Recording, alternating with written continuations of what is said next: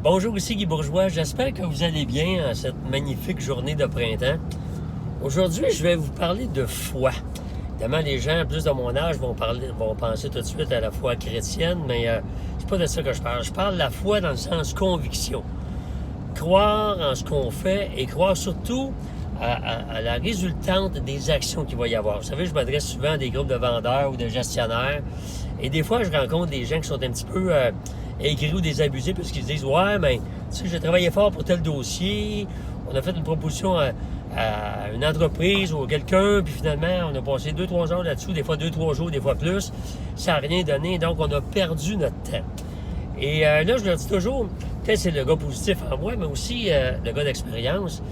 Selon moi, on ne perd jamais notre temps. À partir du moment où on pose des actions positives pour un projet, pour une idée, pour un client, pour notre couple, pour peu importe quoi, même lorsque ça ne fonctionne pas, on a quand même semé quelque part une action positive qui va nous revenir plus tard.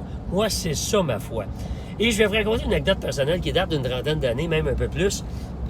Et honnêtement, je ne l'ai jamais raconté public. Peut-être l'âge fait que je dis, bon, c'est pas grave maintenant, mais lorsque j'avais 20 ans, un de mes amis m'a proposé de faire partie de la compagnie Amway. Les plus âgés se rappelleront de quoi, là? C'est une vente de produits domestiques, mais en paliers multiples. Tu recrutes quelqu'un. Et on était vraiment ambitieux, moi et ma conjointe, puis on voulait réussir avec ça. Puis on a tout fait ce qu'il fallait pour réussir. Mais malheureusement, après 7 ans d'efforts, d'assister à des séminaires, d'investir des dizaines de milliers de dollars de déplacement, de temps, de revenir tard le soir, le lendemain matin travailler, on n'a pas eu les succès escomptés. Et honnêtement, j'en étais amer pendant 2-3 ans. Finalement, on a fait ça pour rien. Je disais ça à ma conjointe, les enfants sont venus après. Puis on a fait ça pour rien, ça n'a rien donné. On a perdu du temps, puis bref, avoir ici, on n'aurait pas embarqué là-dedans.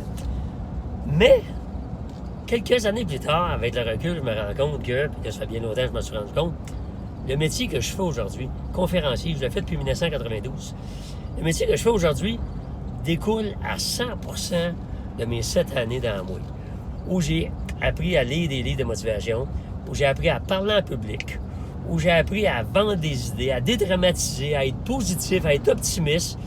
Alors, donc, dans les faits, les efforts que j'ai faits là et ma conjointe, ça n'a pas donné ou porté fruit dans cet espace de temps-là, mais ça m'a permis après ça de gagner des millions de dollars dans ma vie après. Alors, donc, on ne fait jamais rien pour rien. Et je vous invite à réfléchir comme ça. Quand vous ratez votre coup, parce que ça n'a pas fonctionné le projet que vous vouliez ou quoi que ce soit, vous n'avez pas perdu votre temps.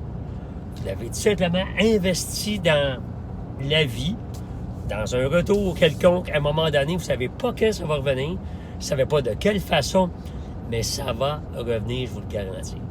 Donc, je vous invite à voir ça positivement la prochaine fois que vous investirez du temps et des efforts.